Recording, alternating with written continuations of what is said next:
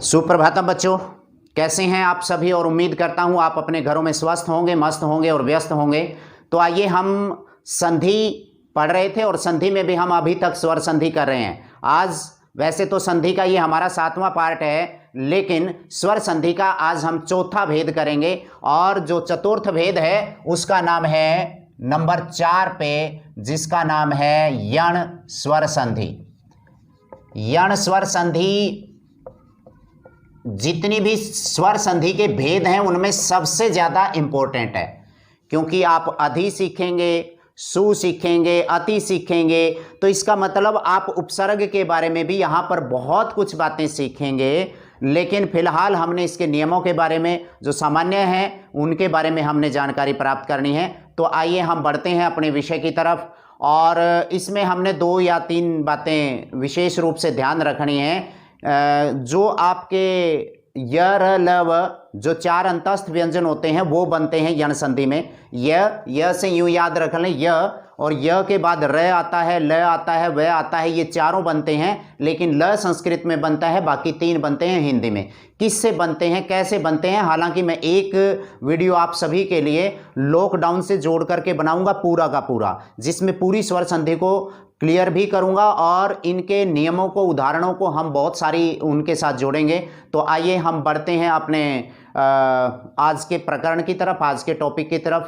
तो आज हमारा हम इसके जो परिभाषा है वो बाद में बनाएंगे, जैसा हम आम तौर पे करते हैं। इसका जो पहला पार्ट है इसके हम 3 भाग में कर रहा हूं, वैसे 4 होते हैं।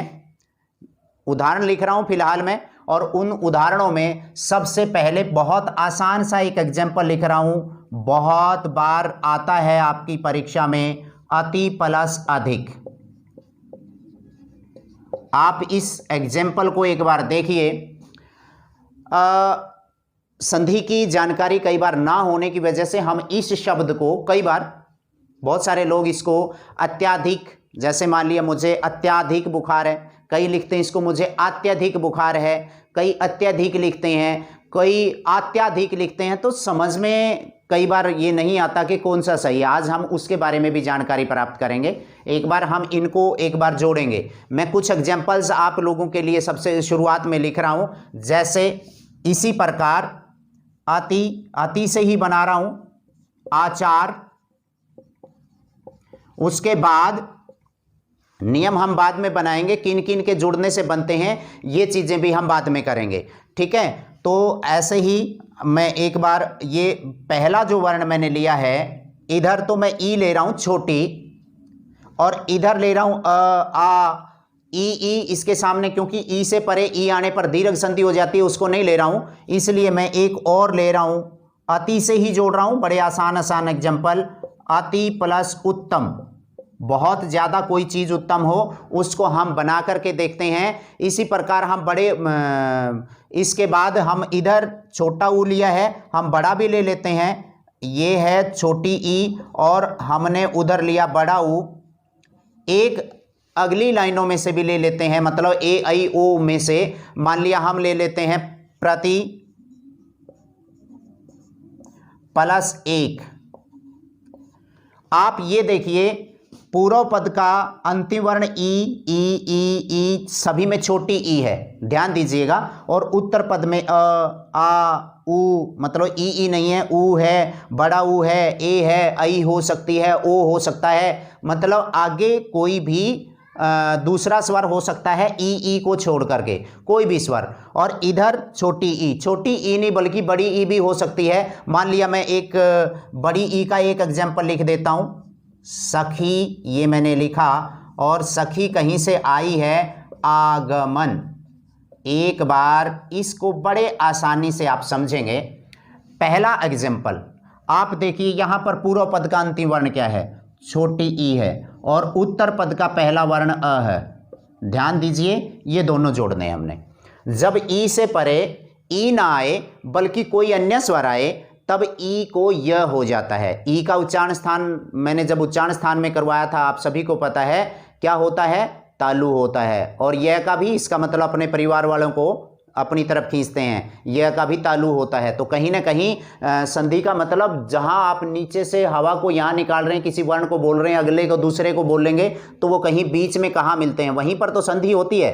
तो इसका मतलब ई से परे कोई अन्य स्वर आने पर ई को य हो जाता है। और ये मैं, क्योंकि अ की कोई मात्रा नहीं होती, अ की कोई मात्रा नहीं होती, इसलिए ये ई का जो यह बना है, देखो एक बार ध्यान से देखेंगे आप, अ तो मैंने ये लिख दी ये वाली, उसके बाद त में से ई ये बाहर निकल गया, तो तय क्या रहेगी, आधी, त रहेगी आधी। तो जब तय आपकी आधी रहेगी तो ई का क्या बनेगा, ये ई है, ई से परे ई नहीं है, इसलिए इसका बन जाएगा ई का यह, ई का यह बन जाएगा। और ये जो मात्रा है यहां अगर अ है तो वो मात्रा इस य के साथ जुड़ जाएगी। वैसे तो ई का यह आधा बनेगा, समझ लें आप। और ये जो मात्रा है यहां पर, ये मात्रा है, ये इसके साथ चली जाएगी, ये अ इसको फिर दोबारा से पूरा कर देगा। अगर यहां आ होता तो आ या बन जाता, ई होता तो ये बन जाता, ऊ होता तो यू बन जाता। यही चीजें हमने इसमें सीखनी है।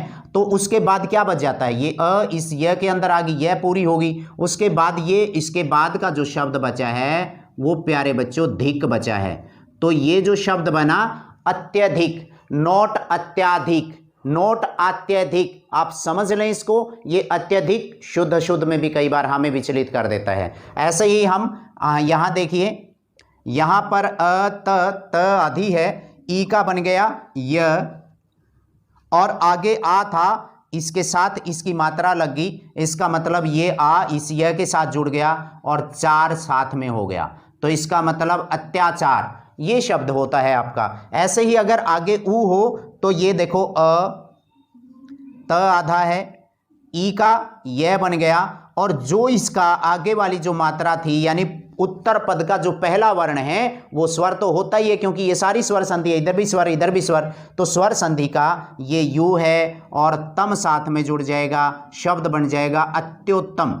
उसी प्रकार ये देखो न आधी है, न आधी है और न आधी है, तो इसका मतलब यहां पर ये य है, य के बाद बड़ा ऊ है और ये न्यून बन जाएगा। इसी प्रकार आपका ये प्र त आधा हो गया, ई का यह बन गया, और इसके साथ आगे ए थी तो ये ए की मात्रा इसके साथ जुड़ करके ये शब्द बन गया प्रत्येक, ये शब्द बन गया प्रत्येक। उसके बाद आपने यहाँ बड़ी ई है, ये कोई ज़रूरी नहीं है यहाँ छोटी छोटी हो, मैंने ज़्यादातर एग्जाम्पल छोटी के लिखे हैं, लेकिन यहाँ पर बड़ी ई भी हो सकती है। और बड़ी ई से इसी प्रकार अ आ ई ऊ, सॉरी ई नहीं आएगी, अ आ, उसके बाद ऊ ए ऐ, कुछ भी और कोई भी वर्ण आ सकता है। तो इसमें आपका ये देखिए स ख आधा रह गया, ध्यान दें, स ख, उसके बाद ई का बन गया य, और य के बाद जो आगे आपका स्वर था उसकी मात्रा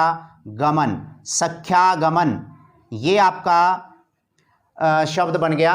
कई बार क्या होता है, छोटी छोटी सी बातें, जैसे इसमें देखिएगा ये सारे स्वर संधि क्यों हैं, क्योंकि पूर्व पद का अंतिम वर्ण भी स्वर है और उत्तर पद का पहला वर्ण भी स्वर है। ये बात क्लियर होगी। तो कई बार क्या होता है, एक बार किसी परीक्षा में आया कि व्यंजन में संधि बताइए, व्यंजन में संधि बताइए, और कई बच्चों से जब हमने पूछा कि बेटा आपके पेपर में ये आया हुआ था, व्यंजन में कौन सी संधि है, ना बोले जी इसमें तो बिल्कुल आसान थी, व्यंजन में तो व्यंजन संधि होती है, बिल्कुल आसान आया हुआ था। ऐसा नहीं है, व्यंजन में अगर आप इसको देखेंगे तो ये वी है और उसके बाद अंजन से जुड़ करके बना है। ये इसमें यण संधि थी, वह आधी रह जाएगी, ई का यह बन जाएगा, और ये अंग की मात्रा ऊपर और ज और न, व्यंजन इस प्रकार से बना है। और पूर्व पद का अंतिम वर्ण ई था, आगे अ था, और ये दोनों के जुड़ने से आप सभी को पता है दोनों तरफ स्वर हो तो स्वर संधि होती है। तो व्यंजन में स्वर संधि होती है। टेक्निकल सी छोटी सी बात है, इसलिए इसमें विचलित होने की जरूरत नहीं है। मैं यहाँ इसको एक बार साफ कर रहा हूँ, और यहाँ पर हमने एक नियम बनाया, यहाँ मैं लिख रहा हूँ, देखो इसमें आपका छोटी ई और आ जुड़ा, इसमें यहाँ पर छोटी ई और ऊ जुड़ा, यहाँ पर छोटी ई और बड़ा ऊ जुड़ा, यहाँ पर छोटी ई और ए जुड़ा, यहाँ पर बड़ी ई और आ जुड़ा। मैंने इसका एक ही एग्जाम्पल लिखा है, बाकी ई के मैंने काफ़ी 4 या 5 एग्जाम्पल लिखने की कोशिश की है, इससे आपको सिर्फ समझना है।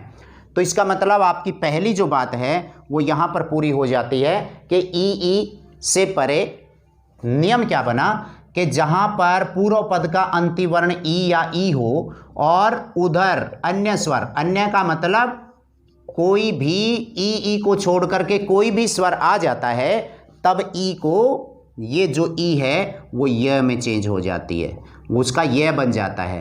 तो ये यण संधि का पहला पार्ट है। इसको मैं नंबर 1 पे लिख रहा हूँ और नंबर 2 पे इधर लिख रहा हूँ। आप ऐसे ही देखिए, ऊ का वे बनता है। ऊ का वे कैसे बनता है? जैसे आप एक आसान सा एग्जाम्पल लिख रहा हूँ, ये एक बार पेपर में आया था, सु प्लस अच, सु प्लस अच और स्वलाप, स्वच्छ, स्वागत, और इस प्रकार से एक एग्जाम्पल आपका दे दिया था, स्वार्थ, स्वार्थ, स्वागत, स्वार्थ, स्वच्छ और इसी प्रकार स्वलाप, 4 दे दिए और उन्होंने कह दिया अलग कौन सा है। तो जिनको पता था स्व प्लस अर्थ से दीर्घ संधि उसमें होगी, बाकी सारे आपके यण संधि के थे, वो मैं डिटेल में फिर बाद में समझाऊंगा। पहले आप एक बार ये समझें, ऊ से परे अन्य स्वर, यानी ऊ से परे ऊ नहीं है, कोई भी स्वर आ जाता है। अगर सु इधर ऊ है और साइड में आगत है, तो आप इसको क्या करेंगे? आप करते चलें। अगर यहाँ पर छोटा ऊ है, मान लिया आप कोई ना कोई एग्जाम्पल लिख रहे हैं, ई का ले लेते हैं, मान लिया आप लिखते हैं इति, इति, सॉरी आपने ऊ का लिखना था ना, अनु प्लस इति लिख लेते हैं, अनु, ऊ, और इधर हम लिख रहे हैं इति। ध्यान दें एक बार, मेरे ख्याल से आपको समझ में आ ही जाएगा। अनु प्लस इति क्या बनना चाहिए, आप बनाते चलिए।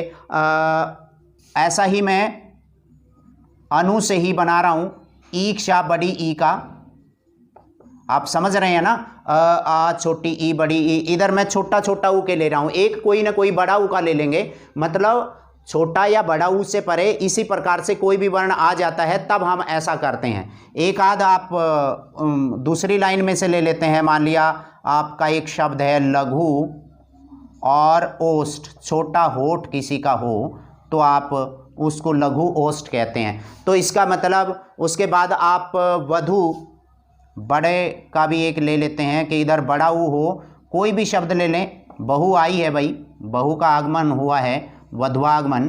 तो आइए हम इनको एक बार जोड़ते हैं। पूर्व पद का अंतिम वर्ण ऊ है और उत्तर पद का पहला वर्ण कोई स्वर है लेकिन ऊ नहीं है, तब उस ऊ का वे बनेगा, और जो आगे मात्रा है, उत्तर पद का जो पहला वर्ण की जो मात्रा है वो इसके साथ जुड़ जाएगी। तो इस प्रकार से ये बन जाएगा, स आधा रह गया, इसमें से ऊ बाहर निकल गया, तो इसका मतलब स आधा, ऊ का आगे अ आने पर व बन गया, वह आधा रह गया, अ ने ये फिर वह पूरा कर दिया। इस प्रकार से च और छ जुड़ करके ये बन गया स्वच्छ। ऐसे ही ये सभी को पता है, स आधा, ऊ का वे, आ गए तय स्वागत। इसी प्रकार से ये अ न आधा रह जाएगा और उसके बाद ऊ का वे बन गया। अब उसके बाद छोटी ई है, ये छोटी ई इससे पहले आ जाएगी और ती इसके साथ में था, अन्वीति शब्द बन जाएगा। ये अ न आधा और इसके बाद ऊ का वे, और आपने देखा यहाँ पर बड़ी ई है तो बड़ी ई की जगह ये अन्वीक्षा बन जाएगा। यहाँ पर लघु देखिए, ल घ आधा, ध्यान रखिएगा ये घ आधा है और ऊ का आपने व बना दिया, आगे जो मात्रा थी वो उसी के साथ चली गई, ये बन गया लघवोष्ठ, लघवोष्ठ। और ये ऊ है यानी व, ध आधा रह गया और ऊ का व बन गया, आगे जो मात्रा थी उसी के साथ आ गई वधवागमन।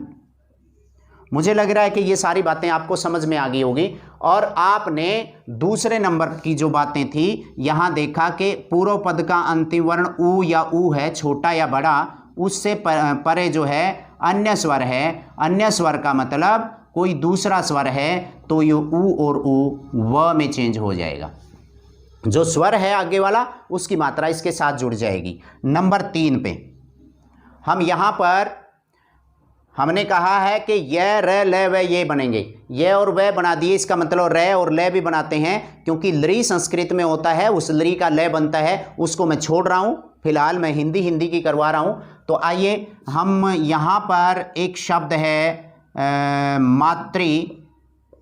मातृ, पूर्व पद का अंतिम वर्ण री है, और उधर हम ए या आ में से कोई भी एक वर्ण ले लेते हैं। माँ हमें अनुमति देती है, मान लिया हम कहते हैं मातृ अनुमति। क्यों, क्या लगता है ये आपका बने जाएगा माँ। ध्यान दें एक बार इसकी तरफ, बड़े आसानी है। तो त आधी रहेगी, समझ लें, क्योंकि इसमें से री बाहर निकलेगी। री को आप वर्ण विच्छेद करेंगे यानी अलग करेंगे तो तय आधी रहेगी, समझ लें एक बार, ये आधी रहेगी भाई, और आधी रहेगी। मैं एक बार इसको हलंत कर रहा हूँ। री से परे री नहीं है, अगर री और री जुड़ करके तो दीर्घ री बन जाती, इसका मतलब पितृण में जैसे आपने की थी।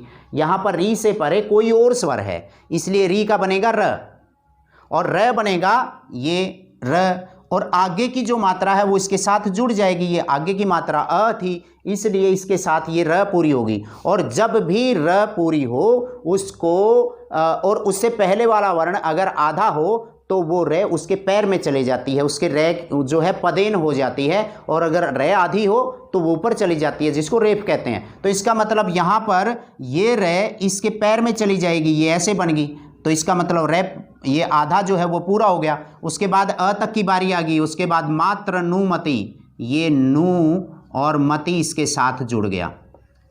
एक बार समझ लें, ऐसा ही मैं अ और आ का जोड़ रहा हूं। एक बार किसी परीक्षा में आया था मातृ प्लस आनंद, समझ लें इस एग्जाम्पल को, और जब इसकी आंसर की आई, उस आंसर की में भी इसको गलत कर रखा था। बहुत सारे लोगों ने मिलाया, ये उन्होंने कर रखा था कि ये जो शब्द बनेगा मात्रा प्लस आनंद से बनेगा। उन्होंने इसके अंदर दीर्घ संधि कर दी, आ जोड़ करके मात्रानंद बन गया, जबकि मात्रा का कोई आनंद नहीं होता भाई, मातृ का आनंद होता है। माँ अपने बच्चे को जब अपने पास रखती है, अपने बच्चे को गोद में खिलाती है, तब उसको जो आनंद की अनुभूति होती है वो मातृ आनंद कहा जा सकता है। जैसे पंडित लक्ष्मीचंद की एक रागनी में आता है कि जिसी माँ ने सीड़क पड़ा कर ऐसे बालक की लाता में, इसका मतलब वो मातृ आनंद है। बालक की लात जब मारता है छोटा सा बच्चा, तो इसका मतलब उसको यहाँ पर आप एक बार जोड़ करके देखें, माँ त आधा है त, और री का बन गया रे, और आ इसके साथ चला गया, ये रे यहाँ आएगी, यहाँ रा बन जाएगा, और ये नंद ऊपर चला जाएगा। इस प्रकार से मातृ प्लस आनंद, मैंने री के बाद अ और आ के 2 एग्जाम्पल लिखे हैं। इसी प्रकार के बहुत सारे हैं। मातृ प्लस इच्छा है, मातृच्छा बन जाएगी। मतलब अगर आप ऐसा कहते हैं कि मातृ इधर माँ की इच्छा है या पितृइच्छा है, तो इसका मतलब आप इसको क्या करेंगे, आगे वाली मात्रा इसके साथ जुड़ती चली जाएगी,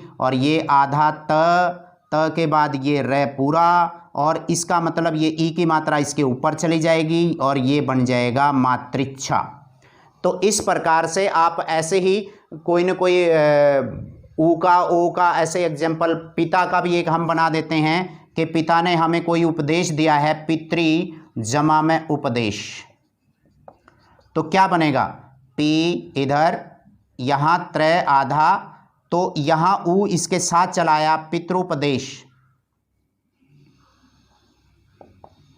ये समझ लें, मैं त्रय को थोड़ा सा ऐसे करके लिख रहा हूं, तो आप इसको ऐसे ही लिखेंगे, एक ही बात है ये, इसका कोई ज़्यादा सा फर्क नहीं है। मैं थोड़ा सा नीचे करके लिख रहा हूं वो समझाने के लिए कि तय ऐसे आधी रह जाती है। तो आपको मेरे ख्याल से ये समझ में आ गया होगा। इसका मतलब जो अगला नियम है वो है री से परे अगर यानी अन्य स्वर आ जाता है, री ना आए, तो तब वो री जो है वो रे में चेंज हो जाता है। तो यह रे वे और लरी का ले बनता है, उसको मैं छोड़ रहा हूँ।